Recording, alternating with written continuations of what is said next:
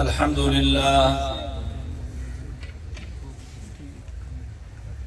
لله الذي هدى وسلام على عباده الذين اصطفى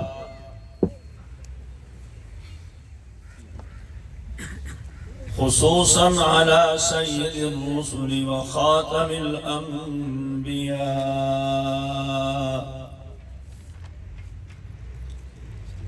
وعلى آله وصحبه الذين هم نجوم الهدى أما بعد فأعوذ بالله من الشيطان الرجيم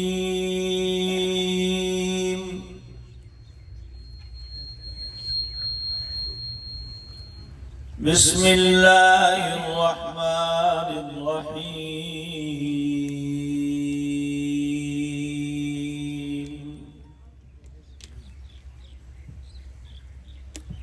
إن هذا القرآن يهدي للتي هي أقوم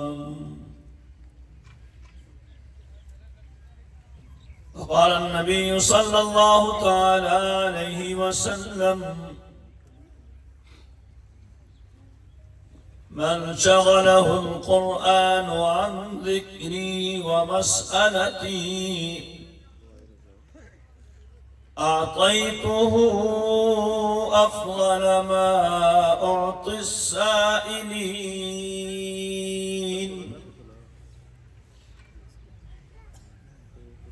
وفضل كلام الله على سائر الكلام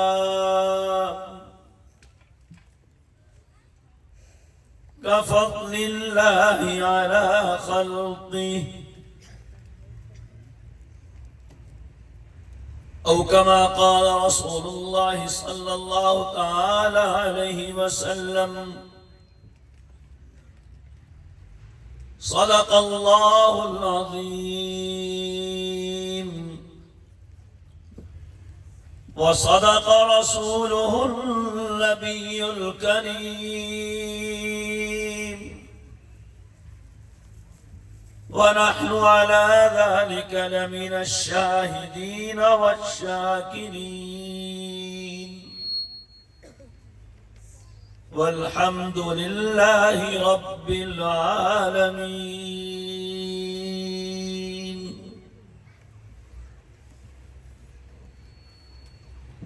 ہمارے بھائی اور دین اسلام کے عظیم خادم خدمتگار حضرت مولانا قاری جان محمد صاحب زید مجدہم کا ادارہ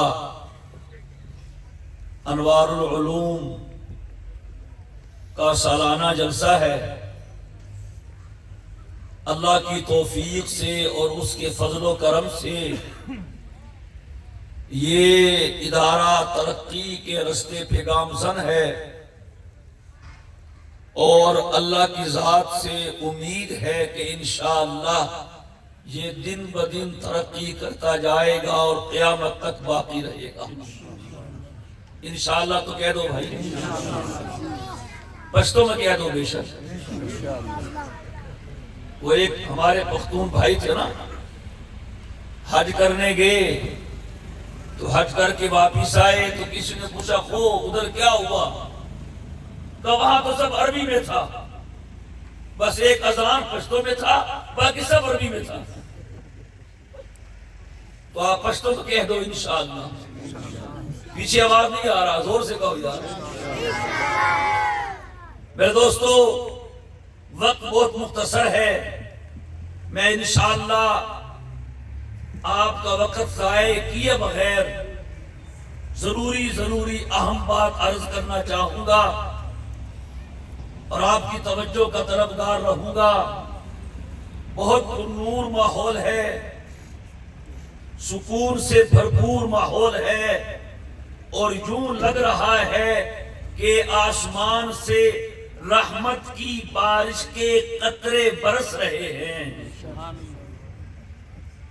وجہ اس کی یہ ہے کہ یہ قرآن محل ہے، یہ قرآنی کمپاؤنڈ ہے، یہ قرآن کا گلشن ہے، اور اللہ قرآن وہاں بھیجتا ہے جس طرح قرآن سب سے افضل ہے، اسی طرح یہ جہاں آتا ہے وہ چیز بھی سب سے افضل ہو جاتی ہے۔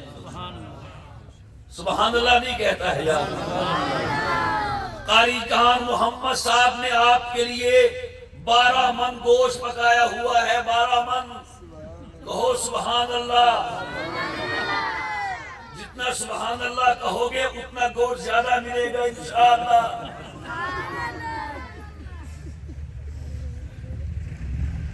یا پھر جو چیز سب سے افضل ہوتی ہے اللہ قرآن وہی بھیج دیتا ہے۔ توجہ کیجئے گا، قرآن کریم کتابوں میں سب سے اعلیٰ ہے، اس سے بڑھ کے کوئی کتاب نہیں۔ اللہ نے اس کے لیے جس چیز کا انتخاب کیا ہے وہ ذات نبیوں میں سب سے اعلیٰ ہے۔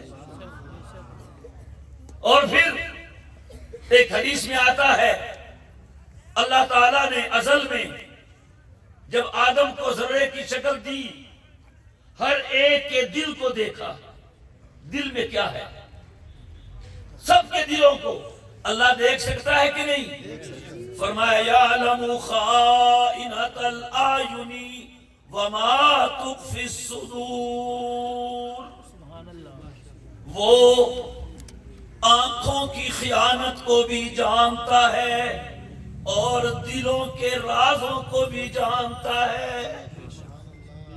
ہمیں نہیں معلوم دائیں بیٹھنے والا کیا سوچتا ہے، بائیں بیٹھنے والا کیا سوچتا ہے، وہ عرش کا مکین ایک ایک بندے کے دل کو جانتا ہے۔ کہتے ہیں نا الہی آبرو رکھنا بڑا نازک زمانہ ہے، دلوں میں بغض رکھتے ہیں بظاہر دوستانہ ہے۔ جب اللہ نے ہر ایک کے دل کو جھانکا، دیکھا، تو حدیث میں ہے اللہ کو سب سے زیادہ پاک دل، ستھرا دل، مزکا معلی مجلہ دل نظر آیا حضرت محمد مصطفیٰ احمد مجتبیٰ صلی اللہ علیہ وسلم کا۔ پھر اللہ نے اس دل کو چن لیا نبوت کے لیے بھی اور ختم نبوت کے لیے بھی، رسالت کے لیے بھی اور ختم رسالت کے لیے بھی۔ کہو نا سبحان اللہ۔ قرآن کریم میں ہے، فرمایا لو انزلنا هذا القرآن على جبل لرأيته خاشعا متصدعا من خشية الله۔ یہ قرآن ایسا عظیم ہے، ایسا جلال سے بھرپور ہے، اللہ کہتا ہے اگر اس کتاب کو ہم پہاڑوں پہ اتارتے تو پہاڑ بھی ریزہ ریزہ ہو جاتے۔ کیوں؟ اس میں جلال ہے۔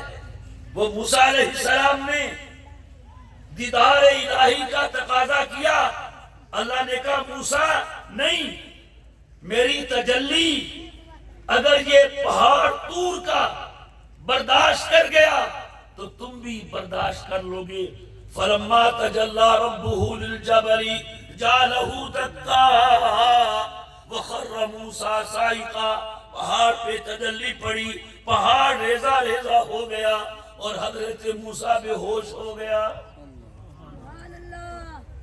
یہی جلال قرآن میں ہے۔ جب تجلی ربانی سے طور ریزہ ریزہ ہو سکتا ہے تو یہ بھی تو اللہ میں سے نکل کے آیا ہے، یہ پہاڑ پہ پڑتا ہے تو وہ بھی ریزہ ریزہ ہو جاتا ہے۔ لیکن قاری جان محمد نے یہ دیکھو، یہ دلہے ہے ماشاءاللہ، ذرا کھڑے ہو جاؤ تھوڑی دیر کے لیے دوبارہ، شاباش، یہ دیکھو، اوہ سبحان اللہ، یہ ان بچوں کی زبان پر بھی قرآن ہے، ان کے سینے میں بھی قرآن ہے، اور مجھے حضرت لاہوری کا وہ ارشاد یاد آ رہا ہے، قرآن جہاں آتا ہے اپنی جگہ خود بنا لیتا ہے۔ بیٹھ جاؤ شاباش۔ حضرت لاہوری سنا ہے نا؟ کون حضرت لاہوری؟ کوئی نام بتائے؟ احمد علی لاہوری۔ فرمایا انگریز مجھے لاہور میں چھوڑ گیا، یہ سوچ کے کہ احمد علی کو لاہور میں کون جانتا ہے، یہ لاہور کی گلیاں پھر پھر کے ختم ہو جائے گا، اس لیے مجھے لاہور رکھا گیا۔ میری اپنی خواہش تھی میں امروڑ شریف میں اپنے پیر و مرشد حضرت مولانا تاج محمد امروٹی کے ساتھ رہوں، لیکن انگریز کا خیال تھا لاہور میں چھوڑو، یہ گلیوں میں پھر پھر کے مر جائے گا۔ توجہ ہے آپ کی؟ حضرت لاہوری فرماتے تھے انگریز کو نہیں پتا تھا میرے سینے میں قرآن ہے، اور قرآن جہاں آتا ہے اپنی جگہ خود بنا لیتا ہے۔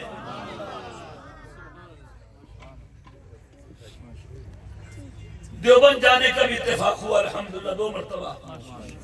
دیکھا ہے ہم نے وہ انار کا درخت بھی، چھتا مسجد کے صحن میں ایک استاد ہے، ایک شاگرد ہے، استاد بھی محمود ہے اور شاگرد بھی محمود ہے۔ قاری جان محمد کے مدرسے میں ایک استاد نہیں ہے، ایک شاگرد نہیں ہے۔ سرزمین دیوبند میں جب بسم اللہ ہوئی ایک استاد تھا، ایک شاگرد تھا۔ پھر اس فقیر نے دارالعلوم دیوبند میں قرآن کریم کی 25 درسگاہیں اپنی آنکھوں سے دیکھی ہے۔ قرآن جہاں آتا ہے جگہ بناتا ہے کہ نہیں؟ ایک مرتبہ ہم لاہور تھے، 2 4 5 6 سال پہلے کی بات ہوگی، وہاں بھی ایسا پروگرام تھا تو کسی کے گھر کھانا تھا، علماء کرام کا کھانا کھا لیا، خوب کھانا خوب ہی کھاتا ہے نا ماشاءاللہ۔ کوئی کہتا تھا حدیث میں تو ہے، یہ علماء کہتے ہیں کہ ہر نماز کو آخری نماز سمجھ کے پڑھو، ہو سکتا ہے اس کے بعد موقع نہ ملے، لیکن کہنے والا کہتا ہے زندگی کے ہر کھانے کو آخری کھانا سمجھ کے کھاؤ، شاید پھر بھی موقع نہ ملے۔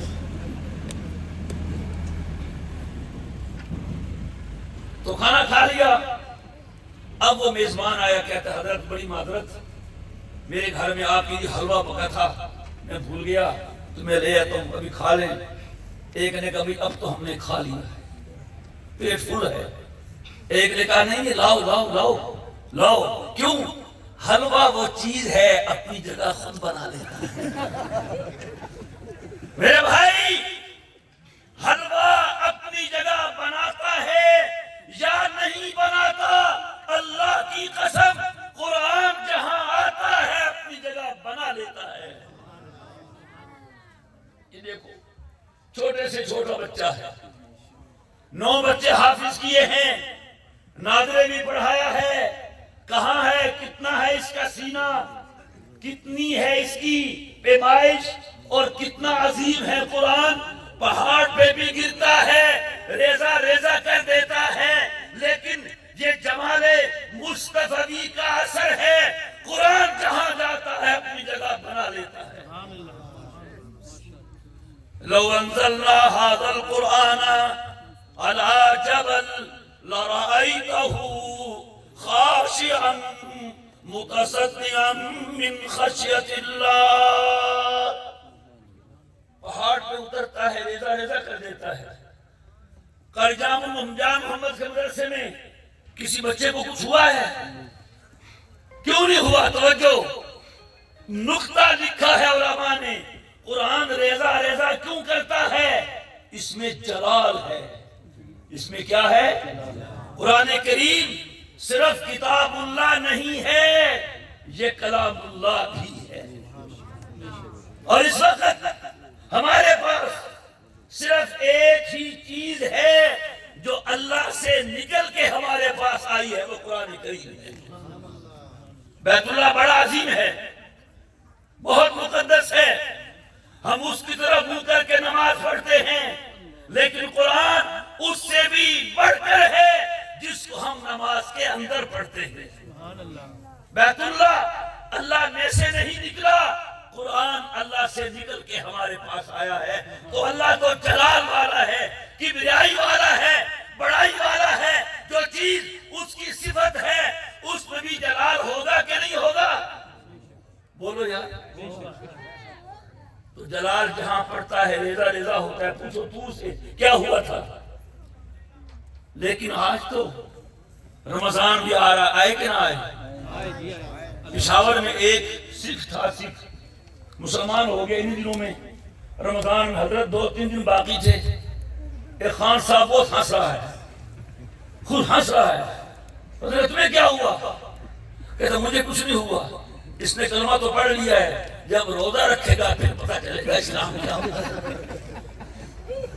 پھر پتہ چلے گا اسلام کیا ہوتا ہے۔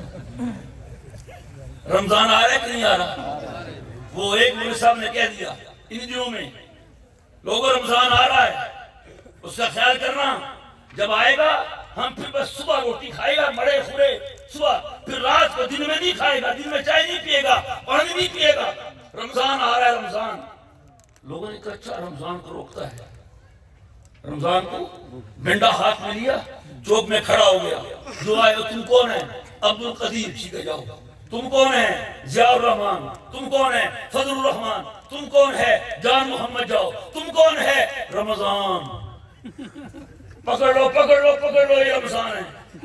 کہتے رمضان بات سن، اگر تو نے جان بچانی ہے یہ باروں شہر لاہور، باہر سے چلے جاؤ، وگرنہ یہ دیکھا ہے ڈنڈے ہم تجھے ماریں گے۔ وہ بیچارہ چلا گیا، قسمت کا مارا۔ کہتے ہم نے رمضان کو بگا دیا، اب کھائیں گے بھی پیئیں گے بھی، کوئی نہیں پوچھے گا۔ رمضان آئے کہ نہ آئے؟ بولو یار، پچھلا نہیں بولتا ہے۔ اللہ نصیب کرے، جزاک اللہ، بار بار نصیب کرے۔ حضور نے فرمایا شعبان شہری و رمضان شہر اللہ، رمضان اللہ کا مہینہ ہے، شعبان میرا مہینہ ہے۔ وہ کیسے؟ رمضان میں اللہ نے روزے فرض کیے ہیں، وہ تو رکھنے ہیں، اور شعبان میں روزے میری سنت ہے۔ حدیث میں ہے، حضرت عائشہ رضی اللہ عنہا فرماتی ہیں حضور رمضان کے بعد جتنے روزے شعبان میں رکھتے تھے اتنے روزے کسی اور مہینے میں نہیں رکھتے تھے۔ کل کا روزہ بھی آ رہا ہے، کل کا روزہ رکھنا ہے کہ نہیں رکھنا ہے؟ رکھو، چھوڑو یار، کیا کہتے ہیں، رکھنا ہے، اچھی بات ہے، رکھو تو بھی ٹھیک ہے، نہ رکھو تو کوئی گناہ تو نہیں، لیکن رمضان کی تو رکھنے ہیں نا۔ خیر، اللہ جلال والا ہے، وہ ہمیں تو جمال ہی دکھا دے۔ قیامت کا دن ہوگا، اللہ خود چل کے آئے گا۔ فرمایا وَجَاءَ رَبُّكَ وَالْمَلَكُ صَفًّا صَفًّا وَجِيءَ يَوْمَئِذٍ بِجَهَنَّمَ يَوْمَئِذٍ يَتَذَكَّرُ الْإِنسَانُ وَأَنَّى لَهُ الذِّكْرَى يَقُولُ يَا لَيْتَنِي قَدَّمْتُ لِحَيَاتِي فَيَوْمَئِذٍ لَا يُعَذِّبُ عَذَابَهُ أَحَدٌ وَلَا يُوثِقُ وَثَاقَهُ أَحَدٌ۔ اللہ اکبر، اللہ آئے گا قیامت کے دن، اور جو نماز پڑھتا ہوگا اللہ کو دیکھتے ہی سجدے میں گر جائے گا، اور جو نماز نہیں پڑھتا ہوگا سجدہ کرنا چاہے گا سجدہ نہیں کر سکے گا۔ نماز بھی پڑھا کرو میرے بھائی، زکوٰۃ بھی دیا کرو، رمضان کے روزے بھی رکھا کرو، اگر فرض ہے تو حج بھی کر لو۔ اللہ کہتا ہے ما یفعل اللہ بعذابکم ان شکرتم وآمنتم۔ تم میرے بندو، اگر تم میرے بندے بن کے رہو، مجھ پر ایمان لاؤ، میری شکردانی کرو، مجھے کیا پڑی ہے کہ میں تمہیں عذاب دوں۔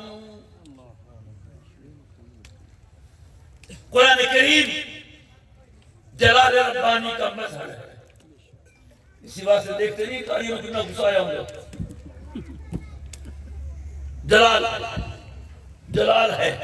جلال ہے، توجہ، لوہے محفوظ میں ہے، جلال ہے، ساتویں آسمان پہ ہے۔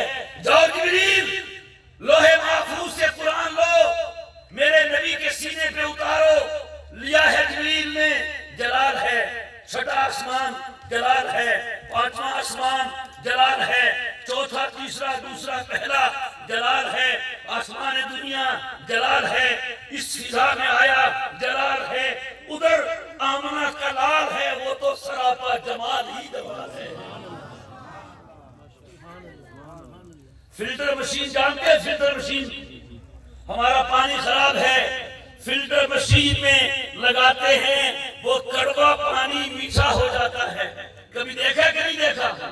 بولو بھائی، ادھر سے پانی آ رہا ہے، کڑوا ہے، یہاں مشین ہے، اندر چلتی ہے، ادھر سے پانی نکلتا ہے، کیا ہو جاتا ہے؟ بولو بولو، اگر فلٹر مشین کڑوے پانی کو میٹھا کر سکتی ہے تو میرے مصطفیٰ کا پرجمال سینہ قرآن کے جلال کو جمال میں بدل سکتا ہے۔ حضور کے سینے میں آنے تک سراپا جلال ہی جلال ہے۔ حضور کے سینے میں آیا، توجہ توجہ، حضور کے پرجمال سینے نے اس قرآن کے جلال کو جمال سے بدل دیا ہے۔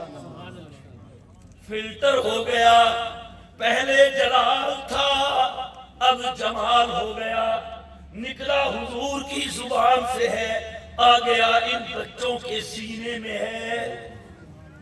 اللہ نے قرآن کے لیے حضور کے سینے کا انتخاب کیا ہے، وجہ اس کی یہ ہے کہ وہ کلام بھی اعلیٰ ہے، یہ سینہ بھی اعلیٰ ہے۔ ایک مسئلہ ہے فقہا میں مختصر سے عرض کرنے کی کوشش کروں گا۔ مسئلہ یہ ہے، بتاؤں مسئلہ، اسے مطلب کی بات نکالنی ہے۔ آج کل لوگ بھی مسئلے بتاتے ہیں اپنے مطلب کے لیے، مسئلے پوچھتے ہیں مطلب کے لیے، اسی بھی مطلب کرتے ہیں، لیکن ہمارا مطلب اللہ کا مطلب ہے، ہمارا مطلب رسول اللہ کا مطلب ہے، دین کا، قرآن کا مطلب ہے۔ مسئلہ ہے فقہا میں اختلافی۔ پہلے میں عربی کے لفظ بولوں گا۔ طول قیام افضل ہے یا کثرت سجود افضل ہے؟ کچھ سمجھ آئی؟ طول قیام افضل ہے یا کثرت سجود افضل ہے؟ سمجھ آیا؟ مسئلہ یہ ہے، ایک آدمی کے پاس وقت ہے، گھنٹہ سوا گھنٹہ، بجائے اس کے کہ وہ فضول بکے، وقت ضائع کرے، سوشل میڈیا پہ بیٹھے، اس کا دل کیا میں نماز پڑھتا ہوں، کیا کرتا ہوں؟ نماز پڑھتا ہوں۔ اب وہ کیا کرے؟ دو طریقے ہیں، ایک ہے لمبی نماز پڑھے، 2 رکعتیں، اس میں قیام لمبا ہو، 2 رکعتیں ہوں گی، رکوع 1 ہوگا، سجدے 2 ہوں گے، یہ طریقہ بہتر ہے؟ یا چھوٹی چھوٹی رکعتیں پڑھے، 10 رکعتیں پڑھ لے، 15 پڑھ لے، 10 رکعتیں پڑھے گا، رکوع 10 ہوں گے، سجدے 20 ہوں گے، کون سا طریقہ افضل ہے؟ اس میں اختلاف ہے۔ جائز تو سب یہ، دونوں جائز ہیں، لیکن افضل میں اختلاف ہے۔ افضل سمجھتا ہے؟ نہیں سمجھتا۔ وہ فیصل آباد کا میاں بیوی حج کرنے گیا، بیوی بھی ساتھ تھا اس کی، جب حج کر کے آیا وہ تو عورتیں گئی اس کے گھر مبارکباد دینے کے لیے۔ کچھ پنجابی سمجھتا ہے، تم تو سمجھتا ہے، ہم پختو نہیں سمجھتا ہے۔ یار من افغان شد پختو ندانم چے کنم، او بگو یہ دل تراشا من ندانم چے کنم۔ تو عورتیں اس کے گھر آئیں مبارکباد دینے کے لیے، پوچھا سنو حج کیسا ہوا؟ کہتی ہے حج تو بڑا اچھا ہوا، لیکن افضل نے وہ تنگ کیا۔ افضل نے وہ کہتی افضل کیا؟ افضل کون؟ وہ کہتی افضل جہاں بھی جاتے میرا میاں کہتا ہے بی بی یہ کام بھی کر لے یہ بھی افسر ہے، یہاں نفل پڑھ لے یہ بھی افسر ہے، یہاں سجدہ کر لے یہ بھی افسر ہے۔ وہ افسر ہمارے پیچھے پڑا رہا، اس نے بہت تنگ کیا، باقی حج ہمارا ٹھیک ہو گیا۔ یہ ہے افضل، سمجھتے ہو؟ تو افضل کیا ہے؟ امام شافعی رحمہ اللہ فرماتے ہیں کہ کثرت سجود افضل ہے۔ کیا ہے؟ سجدے زیادہ لو، یعنی پٹھان والا نماز پڑھو۔ تم سب شافعی ہیں، ہم حنفی۔ اور امام ابو حنیفہ کہتے ہیں طول قیام افضل ہے۔ طول قیام، رکعتیں تھوڑی پڑھو، قیام لمبا کرو، یہ اختلاف ہے۔ مسئلہ سمجھ گیا؟ اب دلیل تھوڑی سی دلیل ہوتی مشکل ہے۔ امام شافعی کی دلیل، توجہ، امام شافعی فرماتے ہیں جب رکعتیں زیادہ ہوں گی تو سجدے زیادہ ہوں گے کہ نہیں ہوں گے؟ بولو یار۔ اور سجدہ وہ عبادت ہے کہ اللہ بندے کے سب سے زیادہ قریب سجدے میں ہوتا ہے۔ اللہ اقرب ہے، یہ کیا ہے؟ تو جس چیز میں اللہ کا قرب زیادہ ملتا ہے وہ افضل ہے کہ نہیں؟ یہ ان کی دلیل ہے۔ اب توجہ امام صاحب کی، امام صاحب فرماتے ہیں ٹھیک ہے سجدہ اقرب ہے، قرب خدا بندی کا ذریعہ ہے، اگر وہ رکعتیں زیادہ پڑھے گا سجدے زیادہ ہوں گے، سبحان اللہ زیادہ ہوگا۔ اگر رکعتیں تھوڑی پڑھے گا قیام لمبا ہوگا تو زیادہ کیا ہوگا؟ قیام میں کیا پڑھتا ہے؟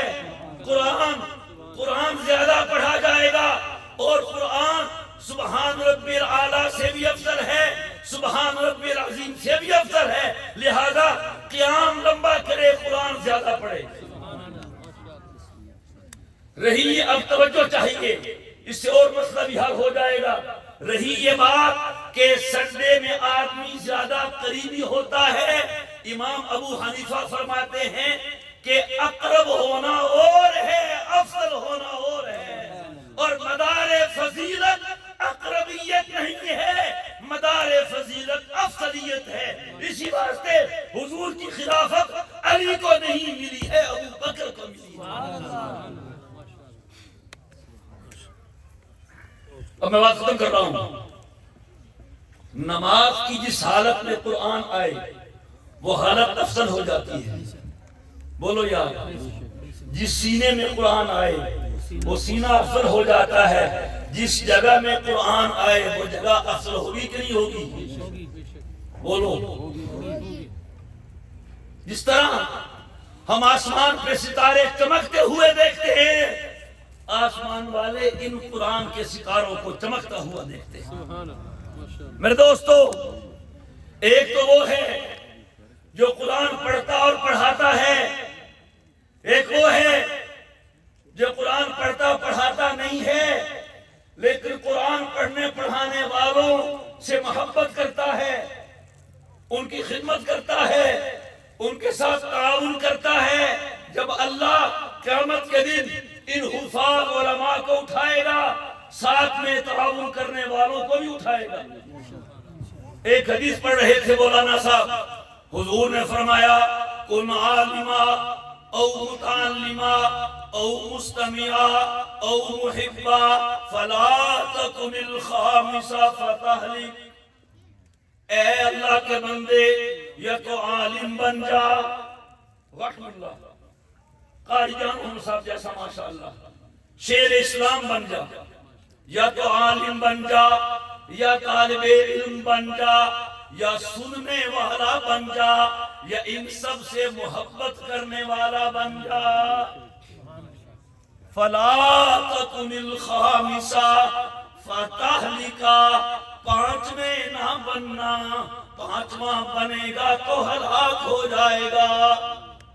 عالم یہ بن گئے، ماشاءاللہ مولانا عبدالواحد صاحب بیٹھے ہیں، مولانا آدم خان بیٹھے ہیں، مولانا عبداللہ جان بیٹھے ہیں، یہ سارے علماء بیٹھے ہیں، کہو سبحان اللہ۔